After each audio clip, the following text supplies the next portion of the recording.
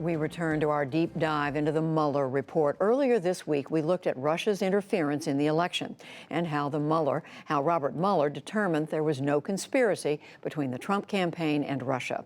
Tonight, we continue to examine the president's actions and whether Mueller documents evidence of obstruction of justice. Lisa Desjardins and William Brangham are again our guides. Special counsel Robert Mueller investigated some 10 different acts by the president for potential obstruction of justice. Some of these overlap. In each instance, Mueller lays out three things: what the president did, what may have been obstructed by those actions, and what the president's intent was. Mueller's conclusions range from a clear no evidence of obstruction to cases with substantial evidence. Those cases, those with the most evidence, center on the president's attempts to fire or limit special counsel Mueller himself. The report begins this segment with an eye-popping statement. Page 77, Mueller writes, "The acting attorney general appointed a special counsel on May 17, 2017, prompting the president to state that it was the end of his presidency." Mueller recounts a scene in the Oval Office that day where Attorney General Jeff Sessions tells the president that Mueller's been appointed, and the president says, "Oh my God, this is terrible. This is the end of my presidency. I'm." Top aide Hope Hicks testifies later that she had only seen the president like that one other time, when the Access Hollywood tape came out during the campaign. The next day, the president was asked about the special counsel appointment. Well, I respect the move, but the entire thing has been a witch hunt, and there is no collusion between certainly myself and my campaign, but I can always speak for myself and the Russians, zero. But privately, the report says, the president undermined the special counsel's credibility. Page 80, the president repeatedly told advisors that special counsel Mueller had conflicts of interest.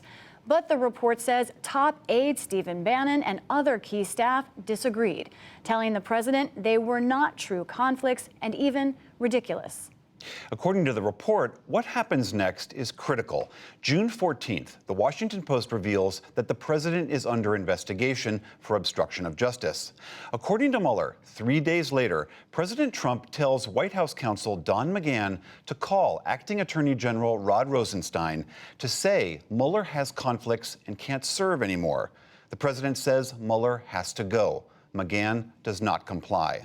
Now, this is all based on McGahn's testimony. Mueller points out the president publicly disputes much of it. But in the end, Mueller finds McGahn highly credible, reporting that he reacted strongly to the president's words. Mueller writes, McGahn packed up his office, prepared to submit a resignation letter, and told Chief of Staff Reince Priebus the president had asked him to do crazy. Another serious charge about the president is that he tried to block Mueller from investigating him or his campaign.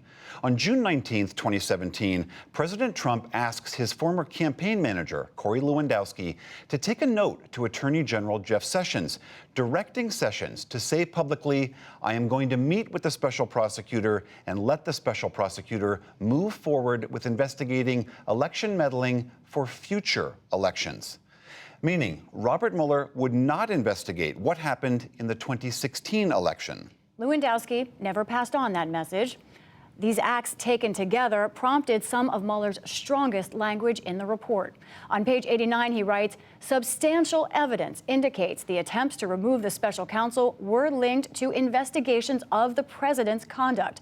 Page 97, substantial evidence indicates that the president's effort to limit the special counsel's investigation was intended to prevent further scrutiny of the president's and his campaign's conduct.